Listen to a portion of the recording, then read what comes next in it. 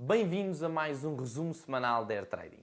O grande destaque desta semana é naturalmente o confronto geopolítico entre a Rússia e a Ucrânia.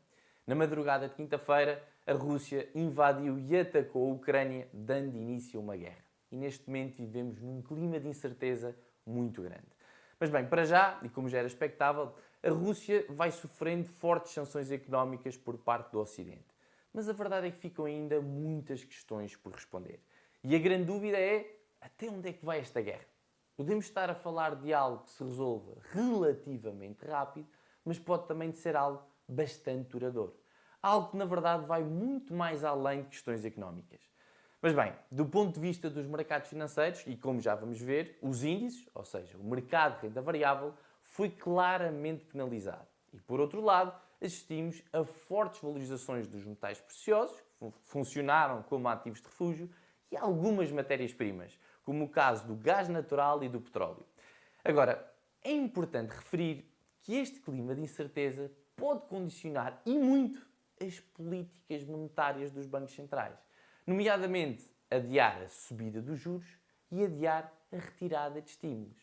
E a verdade é que, se por um lado todo este clima de guerra e toda esta incerteza penaliza o mercado de renda variável, também é verdade que a manutenção dos estímulos económicos pode funcionar como um grande suporte nos mercados. Será um tema que vamos continuar a acompanhar seguramente.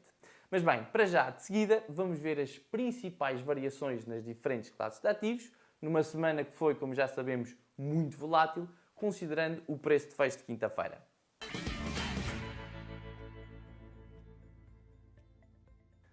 Começando pelos índices, esta foi uma semana de fortes correções, com destaque, obviamente, para o índice russo, que corrigiu 39%. Na Europa, o índice alemão DAX 40 caiu 4,88%, enquanto que nos Estados Unidos o destaque vai para Dow Jones 30, desvalorizou 2,88%. No que diz respeito ao mercado de Forex, e utilizando o dólar norte-americano como referência, foi uma semana de valorização para o dólar. Destacando-se, obviamente, o rublo, que despedaçou-se 7,39%, a libra caiu 1,51% e o euro desvalorizou 1,14%, tendo atingido, inclusive, mínimos do ano. Quanto às matérias-primas, esta foi uma semana de fortes subidas em algumas matérias-primas, com destaque pela positiva para o trigo, que valorizou 16,57%, o milho, que subiu 5%, e o gás natural, que subiu 4,47%. Por fim, olhando para as criptomoedas, esta foi também uma semana volátil, com a Luna a valorizar 26,29%, ao passo que a Gala caiu 25,18%, numa semana em que a Bitcoin, apesar de ter mexido muito, voltou para o preço de fecho da semana passada. Relativamente à oportunidade da semana, destacamos o comportamento técnico do par cambial euro-dólar. Estamos a olhar para o gráfico diário do par cambial euro-dólar. E bem, conseguimos perceber que este ativo negociou numa tendência descendente, desde esta altura, aqui desde maio de 2021, contudo, desde novembro do ano passado, que o euro-dólar entrou aqui numa fase de consolidação, ou seja, está a negociar numa lateralidade. E vamos desenhar até aqui um retângulo para exemplificar exatamente esta lateralidade. Já sabemos que as lateralidades não são perfeitas, mas conseguimos perceber que a região dos 1,1230 é o patamar de suporte desta lateralidade e a região dos 1,1470 a região de resistência. Agora, também é verdade que se nós traçarmos aqui, assinalarmos aqui uma outra região do gráfico, a região dos 1,1370, conseguimos perceber que foram muitas vezes em que o euro-dólar não conseguiu quebrar esta região e que este patamar funcionou como patamar de resistência. Vejam, na altura aqui, a 30 de novembro do ano passado, novamente aqui no final do mês de dezembro do ano passado, novamente aqui no início deste ano, novamente no dia 20 de janeiro deste ano e a semana passada também esbarrou outra vez aqui neste nível de resistência.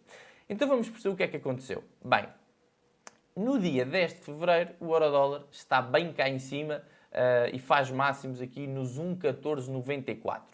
Entretanto, junta este patamar de resistência, a região que já tinha funcionado como pressão vendedora aqui no dia 14 e no dia 13 de janeiro, voltou a cair. Agora, quando cai, desde os máximos do dia 10 de fevereiro até aos mínimos de 14 de fevereiro, isto dá-nos aqui a possibilidade de nós desenharmos um Fibonacci. E reparem, os 38.2 de Fibonacci, aqui na região dos 1,1360, vão coincidir exatamente com este nível de resistência. Então reparem, se na semana passada o euro-dólar, desde mínimos de 14 de fevereiro, tentou reagir, inclusive no dia 16 de fevereiro, tem aqui um preço de fecho dúbio, um preço de fecho que é acima dos 1,1360, nesta semana, começou aqui nesta vela, dia 21 de fevereiro, o euro-dólar começa a semana a tentar reagir e vai aqui à primeira resistência dos pontos pivôs semanais, 1,1386, e reparem, logo na segunda-feira, fecha abaixo do ponto pivô semanal. Uma rejeição muito grande na segunda-feira. Terça-feira, o que é que acontece? Depois de termos começado esta semana com um sinal de força dos vendedores, a verdade é que na terça-feira o euro-dólar reage e esbarra onde? Nos 38.2 de Fibonacci. E por isso, esta era uma muito interessante oportunidade de curto. Porquê? Porque o risco estava limitado e sabíamos que se o euro-dólar não conseguisse quebrar esta região, a probabilidade era que viesse a desvalorizar e a vir fazer novos mínimos, mínimos abaixo dos mínimos feitos no dia 14 de fevereiro.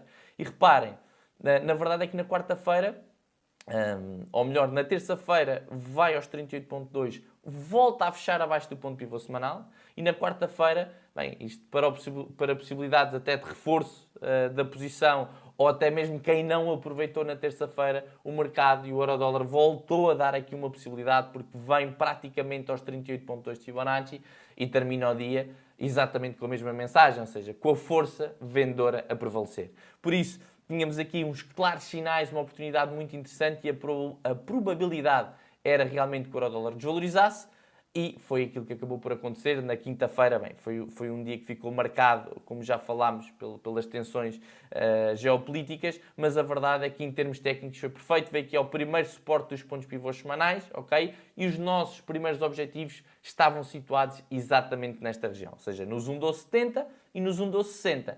Porquê os 1,1260? Bem, vamos traçar aqui um Fibonacci e percebemos que desde os mínimos feitos aqui no dia 28 de janeiro até aos máximos feitos aqui no dia 10 de fevereiro, tínhamos aqui a região dos 61.8 Fibonacci. Por isso, esta era a região que, no mínimo, faria sentido fechar uma parte da posição. Eram os nossos primeiros objetivos e estamos a falar aqui de 100 pips com um risco. Obviamente, sempre esta é a principal preocupação, é identificar uma oportunidade, risco limitado e uma probabilidade muito grande de funcionar e foi aquilo que acabou por acontecer.